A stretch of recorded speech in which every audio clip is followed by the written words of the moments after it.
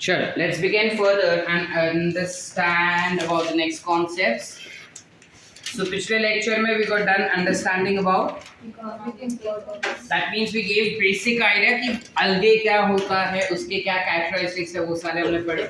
आज हम एक step और आगे जाएंगे और हम पढ़ेंगे तीनों algae के बारे में. So we understand about very firstly about Chlorophyceae. क्या असतात Chlorophyceae? Is nothing but green algae. Now, when we talk about green algae, majority of them tend to grow. So they are mostly found on moist soil या फिर rock, ठीक है, या फिर they can be found in moist wood. गीले लकड़े पे दिखाई देता है अपने को अलगे ग्रो होते हुए, है ना. गीली कोई मिट्टी वगैरह रहेगी उस पे भी अलगे ग्रो हो जाता है, या पत्थर वगैरह रहेंगे बड़े बड़े उस पे भी ग्रो हो जाते हैं, ठीक है. इसके अलावा they can be aquatic also, है ना. और जब वो एक्वेटिक होते हैं they are mostly found in fresh water, यानी ज्यादातर वो फ्रेश वाटर में अपने को दिखाई देते हैं. कभी कभार sometimes they are also found in brackish or marine water. brackish water काय असतात? सी के साथ कोई भी दूसरा वाटर बॉडी मीट करेगा उसे हम कहते, उस इलाके को हम कहते हैं brackish. मतलब the water will be called as brackish water. That area is called as estuaries. ठीक है, सुना नहीं कभी? ज्योग्राफी में नहीं था. तुम ज्योग्राफी में क्या पढ़े थे? ऑस्ट्रेलिया और श्रीलंका, ब्राजील एंड इंडिया. तो तुमको माउंटेन्स रिवर वगैरह नहीं था कभी? Water bodies, creek and all of that.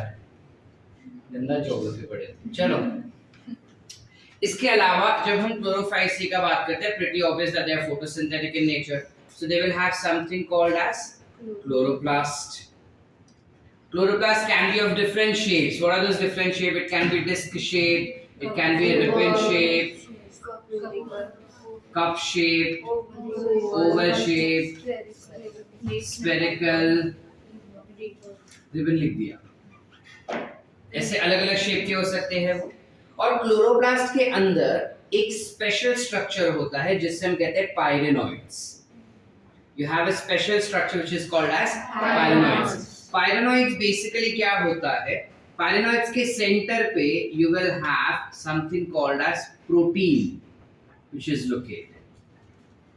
और इस प्रोटीन के आसपास you will have some structure like this. तो प्रोटीन के आसपास ये जो स्ट्रक्चर है उसे हम कहते हैं स्टार्च. समझ पा रहे हैं? तो ये स्टार्च, प्रोटीन के आसपास जो स्टार्च है, ये पूरे स्ट्रक्चर को हम कहते हैं pyrenoid. So this pyrenoid structure is found in chloroplast. याद रखना, इंपॉर्टेंट है नीट एग्जाम्स के लिए. इसके अलावा अगर वो फोटोसिंथेसिस कर रहा है तो फूड को भी स्टोर करेगा ना. So food will be stored in form of, plants के अंदर कौन से फॉर्म में फूड स्टोर होता है? So this will be stored in the form of starch. आसान. चले आगे. इसके अलावा जब हम इसके सेल वॉल का बात करेंगे तो इसके पास दो सेल वॉल्स होंगे. कौन सा? एक होगा इनर सेल वॉल और एक होगा. Remember, I gave you a trick to remember this. अंदर से सारे सेम होते हैं, बाहरी दिखावा अलग होता है. याद है? तो अंदर से सारे will be composed of cellulose. So this is composed of cellulose. बाहर वाला region is composed of vectors. It is composed of vectors. ये चीज हमें याद रखना होगा. ठीक है. इसके अलावा जब हम green algae का बात करते हैं, green algae can be unicellular or it can also be multicellular. ठीक है, it can be unicellular or it can also be multicellular in nature. Going slightly more ahead to understand its reproduction.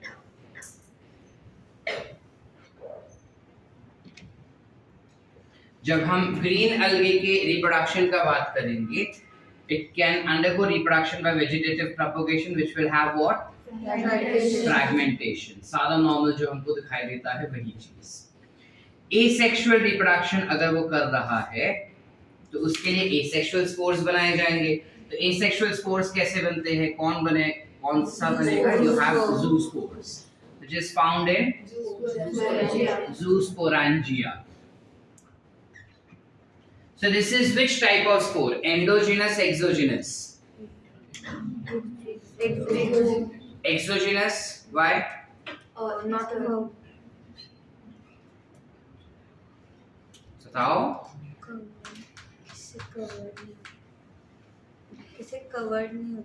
किसी से covered नहीं है इसलिए. पक्का? मैंने इधर क्या लिखा है? In zoosporangia. Did I write on zoosporangia? It is in ना. किसी के अंदर है ना, तो क्या हो गया? थोड़ा कॉमन सेंस वापरो. बराबर ही बोल रहे थे. डर के मारे सर जो बोले वो सब कुछ फॉलो करना जरूरी नहीं है. थोड़ा अपना भी अक्ल लगाओ.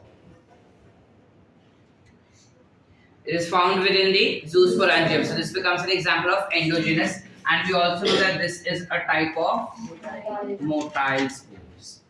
इसके अलावा it can either produce this or it can produce a planospore, which we know that it is a type of non-motile spore. ठीक है? ठीक है. फिर बारी आता है सेक्सुअल रिप्रोडक्शन का. तो सेक्सुअल रिप्रोडक्शन के लिए it can produce sexual gametes which are either anisogamous or it can produce isogamous or it can produce oogamous type of gametes. अलग अलग टाइप की gametes बना सकते हैं, anisogamous, isogamous या फिर oogamous. अब इसमें ना एक चीज हमें याद रखनी है. जो मोटाइल स्पोर्स रहेंगे ना इसके, वो मोटाइल स्पोर्स के पास 2 से 8 इक्वल लेंथ के फ्लैजिला होंगे फॉर लोकोमोशन. जितने भी मोटाइल स्पोर्स रहेंगे या मोटाइल गैमेट्स रहेंगे, उनके पास 2 से 8 इक्वल लेंथ के फ्लैजिला रहते हैं, which is located at apical region या फिर at apex लिख देते हैं. It will be located at apex म्हणजे काय? ऊपर रहेगा. मतलब अगर ये स्पोर है जिसमें न्यूक्लियस है, तो उसके यहाँ पे it will have 8 equal length का flagella. Are we clear? Did we understand beta? Yes. चले आगे. Let's find out what are the examples. So talking about examples of green algae, you very firstly have something called Ascara. You have Chlamydomonas. You will have Volvox. You will have Chlorella. You will have Spirogyra. Have Eulophrix. These are different examples that we can think of for green algae. Are we clear up till here? Everyone? Yes. Any doubts? आसान. Generally जब हम Chlorophyceae का या किसी भी algae का बात करें, for its reproduction water is by default required. जैसे नॉर्मल बड़े प्लांट जो रहेंगे, जैसे ये ट्रीज हो गए, उनमें हमको पता है कि मेल गैमेट जो है वो पॉलिनेशन के थ्रू आ जाता है. सो जब हम एंजियोस्पर्म और जिम्नोस्पर्मिक प्लांट्स का बात करेंगे, which belong to subkingdom what? Gymnosperms and angiosperms belong to subkingdom. What kingdom are we understanding? They can be divided into 2 subkingdoms. What are those? तो जिम्नोस्पर्म्स और एंजियोस्पर्म्स कौन से सबकिंगडम में आएगा? It will come in phanerogamy. तो phanerogamy को belong करने वाले जो दोनों डिविजन्स है प्लांट के, उन डिविजन्स में मेल गैमेट्स हमेशा पॉलिनेशन के थ्रू आ जाता है। बाकी के बच्चे विच इज इन क्रिप्टोगैमी, जितने भी मेल गैमेट्स है वो हमेशा वाटर से ही फीमेल तक पहुंच पाएंगे, बिना वाटर के फीमेल तक नहीं पहुंच पाते। ठीक है, बाकी हमको पता है कि इसका बॉडी जो होता है वो थैलस होता है। ठीक है, तो बेसिकली सिनेरियो क्या होता है कि अगर सपोज ये हमारा अलगे है कुछ ऐसा थैलस बॉडी ना, तो इस थैलस बॉडी के ऊपर ही एक पर्टिकुलर अलगे बन जाता, एक पर्टिकुलर स्पोर बना दिया जाएगा। Let's say this becomes the female spore, और दूसरे बॉडी में से you will have sperm cell which is coming up. Sperm cell आके पानी के करंट से you will have water over here ना, तो पानी के थ्रू वो फ्लोट होगा और फ्लोट होके आएगा and it will fertilize this one, और जैसे वो इस चीज को फर्टिलाइज कर देगा यहीं पे इसी रीजन पे जाइगोट भी बन जाएगा which is what 2n। समझ पा रहे कि नहीं समझे? 2n टाइप का जाइगोट बन जाएगा। अब ये जो जाइगोट बना है वो वापस से करेगा मियोसिस। क्या करना? तो मियोसिस करेगा, तो अपने को एक छोटे कुछ ऐसे स्ट्रक्चर्स मिलेंगे, to what you call it as spores. These spores will develop into another thallus body, which is nothing but an algae. So this thallus body is called as sporophyte. क्या म्हणतात? Sporophyte. It is called as sporophyte. अब थोड़ा अकल लगाओ, meiosis से हमको spores मिले थे और यही स्पोर्स जर्मिनेट होके थैलस बॉडी बनाए, यस और नो? अब ये जो थैलस बॉडी बनाए है, जो स्पोरोफाइट सिस्टम कह रहे हैं, ये हैप्लॉइड होंगे या diploid? Very good, this is haploid. ये स्पोर्स जो है वही गैमेट्स बनाए, ये थैलस जो है वही गैमेट बनाएंगे, यस और no? Which is either male gamete और फीमेल गैमेट, या फिर वो स्पोर्स बनाएंगे, asexual spores, yes or no? Yes. Which is also what? Haploid. Okay ना? Yes. अब ये गैमेट जो होंगे they tend to undergo fusion and form what? Zygote. Okay ना? फ्यूजन काय बनणार आहेत ते? Zygote. आता जायगोट कसला असणार आहे? 2n की n? 2n. करेक्ट। ये जायगोट वापस क्या कर रहा है? Meiosis. Process continuous. ये हो जाता है उसका सिंपल लाइफ साइकिल। किसी भी अलगे का बेसिक लाइफ साइकिल कुछ ऐसा होता है, यानी कि उसका जो बॉडी होता है ना वो हमेशा हैप्लॉइड होता है। हमारा बॉडी डिप्लॉइड है, उनका बॉडी हैप्लॉइड होता है, ये याद रखना। तो तुम अगर ध्यान से देखो तो इनका मैक्सिमम जिंदगी जो है वो हैप्लॉइड ही गुजर रहा है, यस और नो? सिर्फ एक पोर्शन है which is this portion, zygote वाला पोर्शन, कैन यू सी, जो इधर वापस रिपीट किए हैं। ये सिर्फ एक पोर्शन है जहां पे वो डिप्लॉइड है, बाकी सारा हैप्लॉइड है। इस टाइप का अगर किसी भी प्लांट का या किसी भी एनिमल का लाइफ साइकिल रहेगा ना, जहां पे सिर्फ जाइगोट बनते समय वो डिप्लॉइड हो जाता है, बाकी नहीं तो हमेशा हैप्लॉइड रहता है। तो इस टाइप के प्लांट्स को या एनिमल्स को या लाइफ साइकिल को you call it as haplontic life cycle. काय म्हणतात? Haplontic life cycle. काय म्हणतात? Haplontic life cycle. We will call it as haplontic life cycle. Are we clear up till here? Any doubts? So जितने भी fungus हम यहाँ पे पढ़ रहे हैं ना, सारे के सारे fungus will always have haplontic life cycle. They will always have haplontic life cycle. Except for few fungus जिसके बारे में हम आगे पढ़ेंगे, और मैं तुमको बताऊंगा कि 3 फंगस ऐसे हैं, अलगे, 3 अलगे ऐसे हैं जो डिप्लॉन्टिक और हैप्लोडिप्लॉन्टिक लाइफ साइकिल को फॉलो करते हैं। अब कौन से हैं वो जैसे हम आगे पढ़ेंगे समझिएगा। यहाँ तक क्लियर अपने को? Any doubts? पक्का? एवरीवन? Yes. इतना लिखे पहले हम।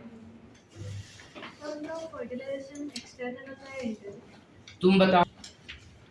I forgot to mention one single point. जब वो क्लोरोप्लास्ट है उसके अंदर, so with chloroplast it will also have some special type of chlorophylls present in there, which is nothing but basically chlorophyll, but then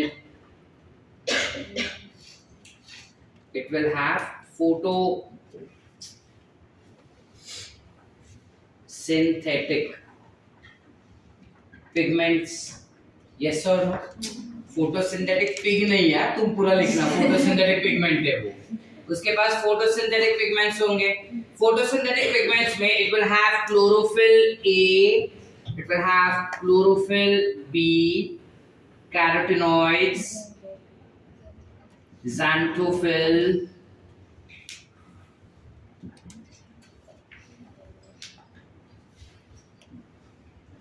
etc.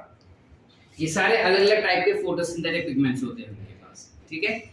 ये एक important concept है, NEET में तुमको मैथ्स के कॉलम में आ सकता है ये चीज। कैसे क्या सर, जब हम आगे दूसरे अलगे पढ़ेंगे तो उनमें ये चीजें चेंज हो जाती है, ठीक है। चलो going ahead, we come for the next one, which is Phaeophyceae. Phaeophyceae is what? Brown algae. Brown algae, brown colour का, ठीक है। ब्राउन अलगे हमको कहाँ पे दिखाई देते हैं? ब्राउन अलगे ना जमीन पे नहीं दिखाई देंगे, टेरेस्ट्रियल नहीं होते, वो सिर्फ एक्वेटिक ही होते हैं, ठीक है। और जब हम कह रहे हैं कि वो सिर्फ एक्वेटिक होते हैं तो it can B rarely found in fresh water, mostly they are either marine or brackish water, ठीक है। जब हम ब्राउन अलगे का बात करते हैं, their body can be differentiated into three structures, which is holdfast, stipe and frown. उसके बॉडी में ना तीन टाइप के स्ट्रक्चर हो सकते हैं, एक जिसे हम कहते हैं होल्ड फास्ट, दूसरा जिसे हम कहते हैं स्टाइप, तीसरा जिसे हम कहते हैं फ्रॉन। अभी क्या होता है, तो अगर सपोज ये अलगे कुछ ऐसा ग्रो हुआ है, ठीक है, लेट्स से अलगे जो है वो कुछ ऐसा है, तो उसके रूट्स लाइक स्ट्रक्चर होता है कुछ ऐसा नीचे, जो किसी भी सॉलिड सबस्ट्रेटम पे अटक जाएगा या चिपक जाता है। सॉलिड सबस्ट्रेटम मतलब क्या, अलगे जब ग्रो होगा तब अगर सपोज पत्थर पे ग्रो हो रहा है या बड़ा वो जैसा बड़ा पत्थर पे ग्रो हो रहा है, ठीक है, तो उस पे चिपकना पड़ेगा उसको। तो उस पे चिपकने के लिए it will have hold fast present, छोटा सा कुछ पतला सा ऐसा स्ट्रक्चर हो सकता है, स्टेम जैसा जिसे हम कहते हैं स्टाइप, और इसी पे ना कुछ ऐसे ऐसे स्ट्रक्चर्स रहेंगे लंबे लंबे रिबन शेप के ऐसे, इसे हम क्या कहेंगे? फ्रॉन। काय म्हणणार याला आपण? सो ये ऐसे कुछ फ्रॉन होंगे, समझ पा रहे कि नहीं? So holdfast is nothing but root like structure but not roots. Stipe is stem like structure. You don't write that, छोड़ो, you just write it's a stalk, and frond is a leafy structure but it is not leaf. Are we clear everyone? Yes. समय पूरे जो Phaeophyceae होते हैं ना, they can be very small in size. Size में बहुत छोटे हो सकते हैं, like for example you have something called as Ectocarpus, जो साइज में काफी छोटे होते हैं, और it can be massively branched,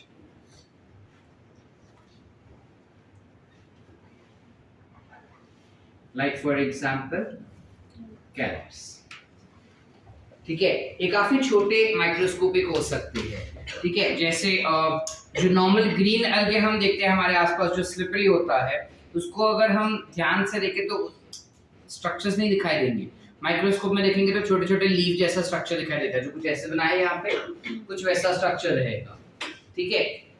तो ब्राउन अलगे भी, कुछ ब्राउन अलगे वैसे हो सकते हैं, जबकि कुछ ब्राउन अलगे जो रहेंगे वो काफी बड़े ब्रांच रहेंगे, लाइक अपना तुलसी जैसा ह्यूज भी रहेंगे, ब्रांच भी रहेंगे, ठीक है। तुलसी हुआ, मेथी हुआ, पालक हुआ, कुछ वैसा, ठीक है, रहेगा इतना ही बट बहुत ज्यादा ब्रांच रहेगा, ठीक है। तो उसे हम कह देंगे क्या? ब्राउन अलगे, ठीक है। इसके अलावा ऑफ कोर्स वो फोटोसिंथेसिस करेगा, उसके पास क्लोरोप्लास्ट होगा, इनके पास पायरेनॉइड्स नहीं होता, जैसे green algae had pyrenoids present in them, they do not have pyrenoids.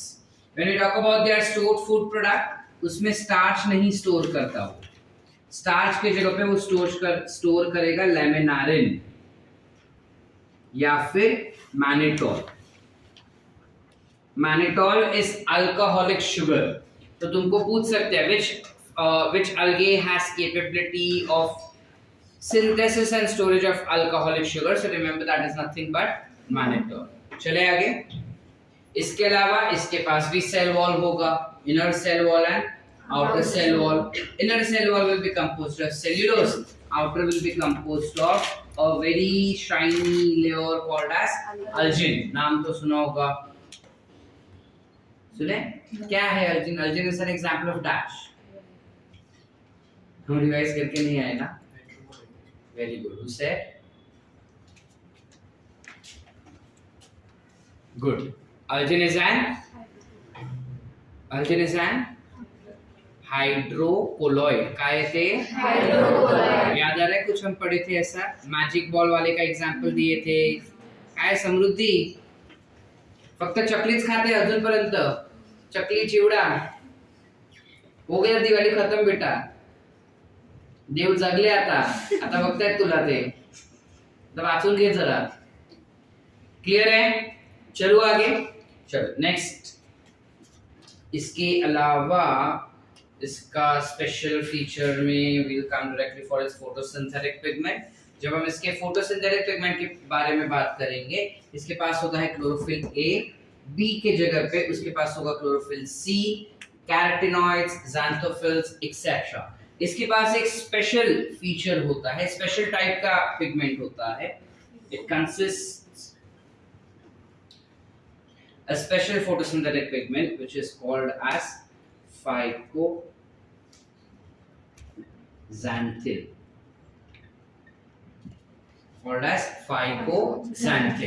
which is brown in color, and thus it provides brown color to algae। तुम मेरे जैसा ऐसे ऐसे मत लिखना, पूरा स्टेटमेंट लिखना। इस पर्टिकुलर अलगे के पास एक पिगमेंट होता है जो उस अलगे को ब्राउन कलर देता है। उस पिगमेंट का नाम है फाइकोज़ैंथिन। ये फाइकोज़ैंथिन ज़ैंथोफिल का ही मॉडिफाइड फॉर्म होता है। ये फाइकोज़ैंथिन जो रहेगा वो भी फोटोसिंथेटिक होता है, सो फोटोसिंथेसिस भी करेगा और भारी मात्रा में होने की वजह से प्लांट को ब्राउनिश कलर भी देता है। ठीक है। इसके अलावा क्लोरोफिल टाइप्स में पूछा जाएगा तो क्लोरोफिल ए और क्लोरोफिल सी रहेगा, बी नहीं रहता क्या सर? नहीं, इसलिए मैंने कहा था मैच द कॉलम में तुमको ये चीज आ सकता है। आगे क्लियर? चले आगे। जब हम बात करते हैं इसके रिप्रोडक्शन का, तो रिप्रोडक्शन में ये वेजिटेटिव प्रोपगेशन करेगा बाय फ्रैगमेंटेशन। एसेक्सुअल स्पोर्स में ज़ूस्पोर्स बनाएगा और अप्लानोस्पोर्स भी बनाएगा। ज़ूस्पोर और अप्लानोस्पोर जैसे ज़ूस्पोरेंजियम में होना चाहिए, ये वैसा का वैसा same, no difference. Only difference is कि जो स्पोर्स ये बनाता है ना वो पेयर शेप का होता है। पेयर समझते हैं? पेरू के शेप का रहेगा, कुछ ऐसा स्पोर्स, ऐसे शेप के स्पोर्स। ठीक है। इसके अलावा सेक्सुअल गैमेट्स भी एनाइसो, आइसो या ओगैमस हो सकते हैं, और इसमें भी जो स्पोर्स रहेंगे या गैमेट्स रहेंगे वो पेयर शेप के रहते हैं। अब डिफरेंस ये है कि हम ग्रीन अलगे में पढ़े थे कि इनमें जो मोटाइल स्पोर्स रहते हैं उसके पास 2 से 8 इक्वल लेंथ के स्पोर्स होते हैं, इक्वल लेंथ के फ्लैजिला होते हैं। यहाँ पे इनके पास सिर्फ 2 ही होते हैं। ये थोड़ा बड़ा हो गया ना, मैसिव है, तो बड़ा होने की वजह से इसके पास सिर्फ 2 ही फ्लैजिला होते हैं, और बहुत भारी होने की वजह से, ये खाली याद रखने का ट्रिक क्या कि बड़ा है तो भारी है, भारी होने की वजह से वो सर पे नहीं रखता फ्लैजिला, लेकिन वो साइड्स में रखता है flagella. So instead of having flagella at apex, it will have only 2 flagella. सिर्फ 2 ही फ्लैजिला रहेगा जो अनइक्वल लेंथ का रहेगा, कुछ ऐसा। समझ पा रहे? It will have only 2 unequal flagella. आसान? 2 unequal flagella which is present at lateral region। sides नहीं लिखते हम, lateral लिखते हैं sides। ठीक है, क्लियर है? Yes. चले आगे। we come for its examples। पूछू काय सारे लिहून examples।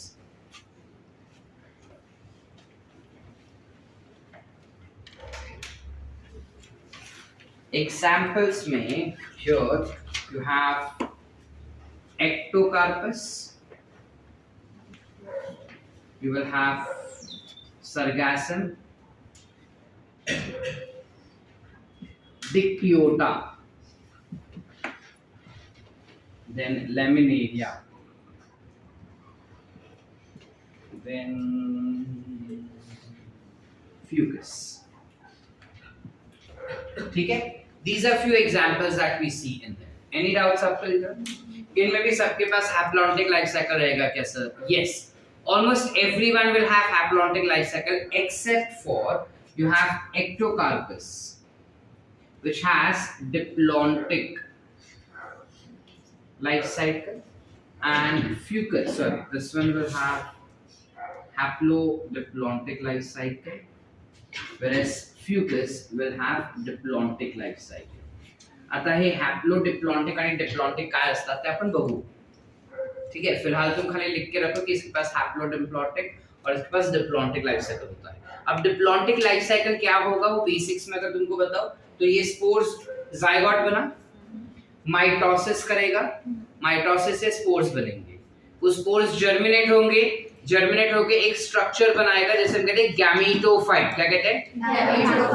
वो गैमीटोफाइट फिर गैमीट्स बनाएगा मियोसिस से, वो हैप्लॉइड हो गए, फिर वो फ्यूज हो जाएंगे गैमीट्स, डिप्लॉइड हो गया, वापस diploid diploid diploid diploid diploid, gamete बनाएगा हैप्लॉइड, फिर वापस diploid diploid diploid diploid diploid, यानी सिर्फ gamete face will be haploid, बाकी पूरा डिप्लॉइड. तो उन्हें कहते हैं हम इधर डिप्लॉन्टिक लाइफ साइकिल. ऐसा दिखाई देता है फ्यूकस में, हमारे में जो फ्लावरिंग प्लांट्स हमें बाहर दिख रहे हैं उनमें, जिम्नोस्पर्म्स में, इन ऑल ऑफ देम.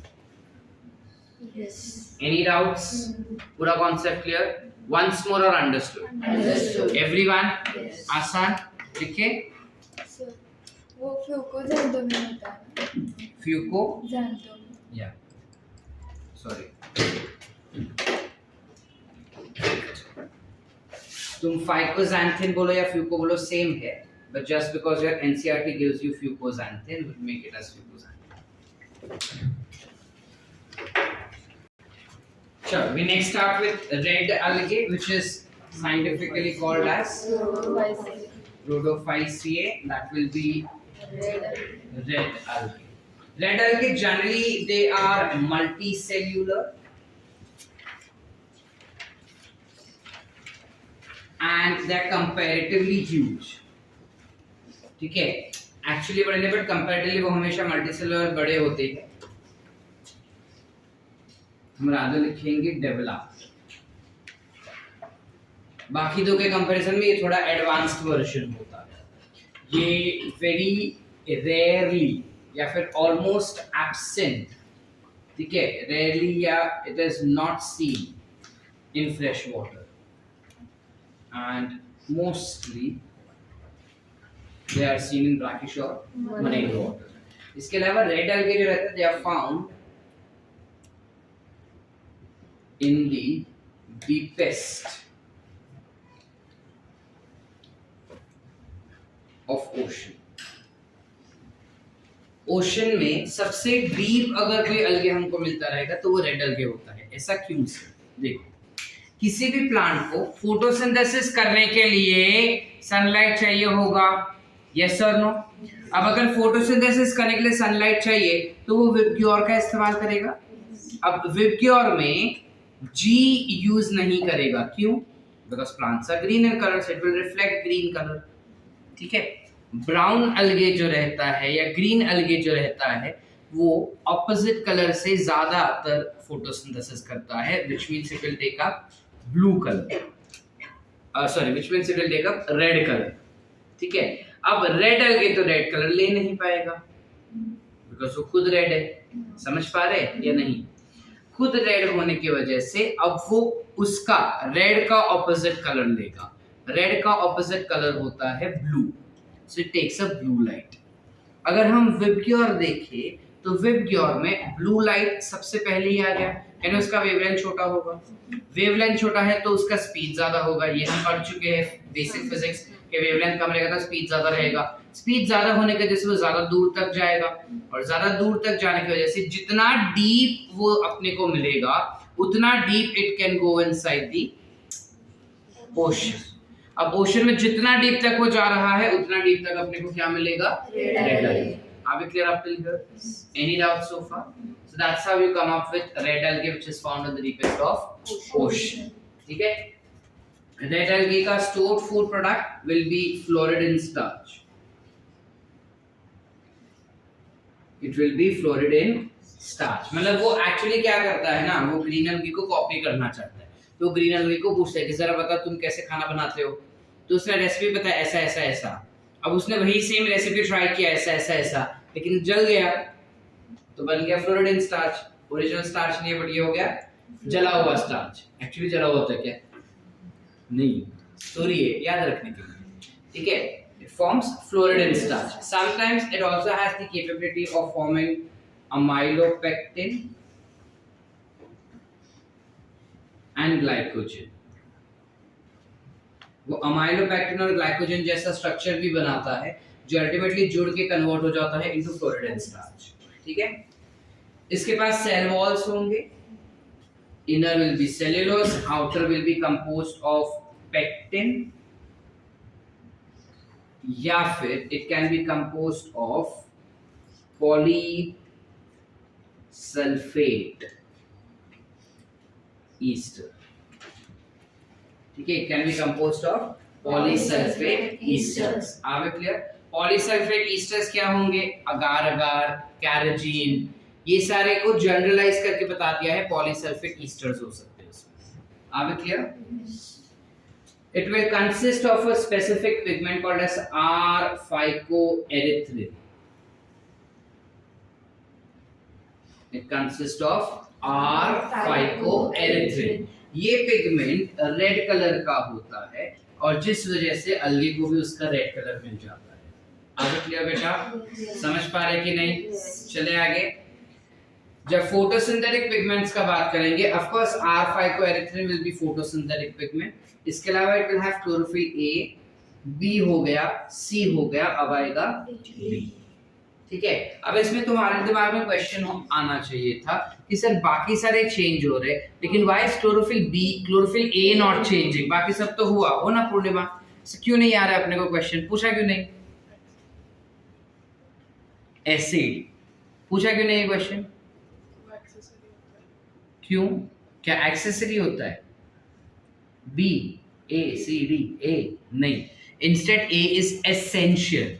तुम कोई भी फोटोसिंथेटिक ऑर्गेनिजम्स पकड़ो इंक्लूडिंग योर साइनोबैक्टीरिया, इनके पास हमेशा क्लोरोफिल ए तो रहेगा ही रहेगा। बाकी कोई पिगमेंट्स हो या ना हो उससे फर्क नहीं पड़ेगा, लेकिन क्लोरोफिल ए तो रहेगा ही रहेगा। ऐसा क्यों सर? क्योंकि क्लोरोफिल ए जो होता है वो मेन पिगमेंट होता है which is known to convert light energy into chemical energy। बाकी सारे फोटोसिंथेटिक पिगमेंट्स सिर्फ लाइट एनर्जी को हार्वेस्ट करके रखते हैं। हार्वेस्ट समझता है? जमा करके रखता है। वो क्या करते हैं, सन में से एनर्जी आता है जिसे हम कहते हैं फोटोन, तो वो इस फोटोन को एब्जॉर्ब करते जाता है करते जाता है करते जाता है करते जाता है करते जाता है और फिर एब्जॉर्ब करके वो देगा क्लोरोफिल ए को। क्लोरोफिल ए क्या करेगा? उस एब्जॉर्ब्ड एनर्जी को कन्वर्ट करेगा into chemical energy which is ATP. Are we clear? Did you understand? अगर क्लोरोफिल ए नहीं रहेगा तो एटीपी नहीं मिलेगा, एटीपी नहीं मिला तो ग्लूकोज नहीं बनेगा। इस वजह से हर एक फोटोसिंथेटिक ऑर्गेनिज्म में क्लोरोफिल ए तो चाहिए ही चाहिए। ठीक है, जब फोटोसिंथेसिस पढ़ोगे तुम, whoever teaches me और मुबीन सर, तब ये कॉन्सेप्ट वापस आएगा उधर। ठीक है, तब तुमको होशियारी मारना चाहिए तुमको आता है, समझे? आयो तन्वी भाई नहीं, गुड मॉर्निंग।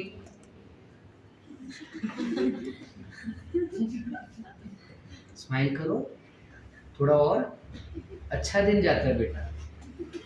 ऐसा बोरिंग मुंह लेके बैठोगे कैसा फिर दिन अच्छा जाएगा तुम्हारा? क्लियर है बेटा? चले आगे।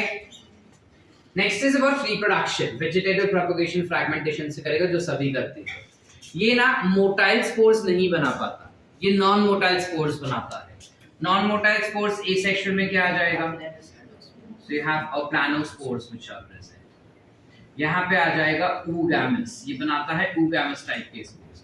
अब क्वेश्चन इज कि सर oogamous में मेल तो मोटाइल होता है फीमेल नॉन मोटाइल होते हैं। तो मेल यहाँ पे मोटाइल होना चाहिए था, लेकिन नहीं होता है। मेल के पास ये इकलौता एक्सेप्शन है जिसमें मेल्स के पास फ्लैजेला नहीं होता। अब नहीं होगा तो सर वो फीमेल तक पहुंचेगा कैसे? वाटर करंट से पहुंचेगा। ठीक है, ये oogamous टाइप के गैमीट्स बनाता है and it has a very complex post fertilization events या पोस्ट फर्टिलाइजेशन प्रोसेस, यानी जाइगोट बन जाने के बाद पूरा अलगे बनाने का जो प्रोसीजर रहता है वो काफी कॉम्प्लेक्स होता है as compare to rest of the two algae. ठीक है, बाकी के दो अलगे में कैसे हमने फाट ये समझ गए ना कि यहाँ पे ये हुआ, ये बना, आगे ऐसा बना, आगे बना, ऐसे बना, सिंपल। इसमें होता सिंपल होता है, काफी कॉम्प्लिकेटेड होता है। क्या कॉम्प्लिकेशंस होते हैं सर? हमको है ही नहीं सिलेबस में, काहे पढ़ेगा? ठीक है, प्लांट्स का हम ज्यादा नहीं पढ़ेंगे बिकॉज़ प्लांट्स तुमको डिग्री में नहीं आने वाला है। एनिमल्स का तुम बोलो उतना डिटेल में हम पढ़ेंगे बिकॉज़ वो तुमको डिग्री में आने वाला है। ठीक है, तो वो एनसीईआरटी के बहुत ज्यादा भी बियॉन्ड गए ना तो फर्क नहीं पड़ता, it is going to help us only.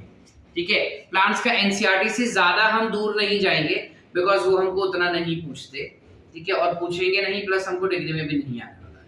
ठीक है, जो चीजें एक्स्ट्रा पूछते हैं वो एक्स्ट्रा चीजें हम पढ़ेंगे, बाकी हम छोड़ देंगे। Got it? Any doubts? No. Examples बघू याचे.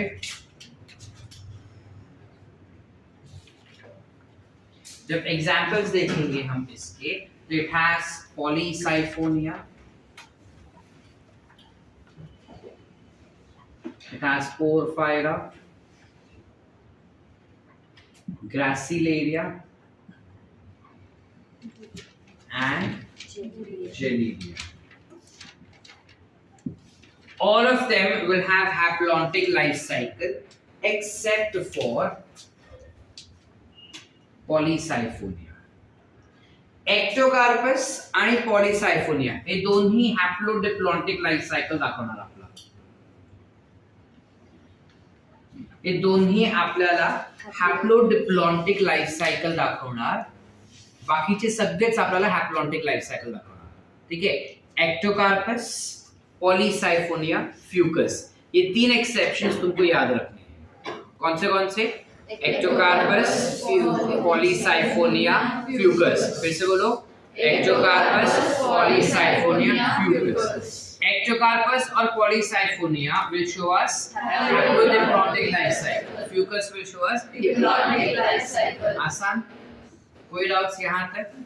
ये हैप्लोडिप्लॉन्टिक लाइफ साइकिल क्या है सर? जब हम कल ब्रायोफाइट्स पढ़ेंगे ना तब दिखाता हूँ उसमें, because they have haplodiplontic life cycle. ठीक है, यहाँ तक क्लियर है?